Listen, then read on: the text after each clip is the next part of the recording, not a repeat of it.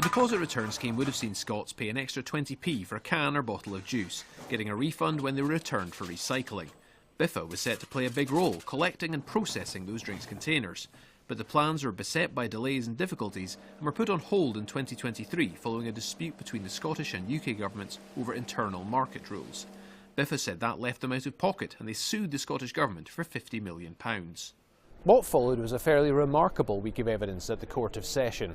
It could have been a dry dispute about business correspondence and intergovernmental dispute mechanisms. Instead, it was punctuated by claims of secrecy, betrayal and sabotage. The former Scottish Secretary Alistair Jack accused the Scottish Government of being incompetent and utterly irresponsible in its dealings with businesses. Former Green Minister Lorna Slater in turn accused him of single-handedly undermining the scheme to give the SNP a black eye. But ultimately, this was about points of law, not politics. The case turned on a letter sent by Ms Slater to BIFFA Chief Executive Michael Topham in 2022, which stated the government's unwavering commitment to delivering the project on schedule.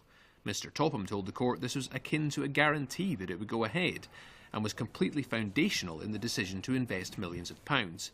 But Judge Lord Sanderson said it was difficult to see how a reasonable person could take the letter this way. He called it wishful thinking, on a par with the alchemy of transmuting base metals into gold. The judge kept out of the politics and said the former ministers giving evidence had done so truthfully and in good faith. BIFFA said it noted the judgment and is reviewing its position with legal advisers. There is still the possibility of an appeal, so the Scottish Government didn't want to comment at all. The case has been thrown out, but the Scottish Greens highlighted just how much waste has also been discarded in the years since, saying far more would have been recycled under a deposit return scheme. A UK-wide version is due to come in next year.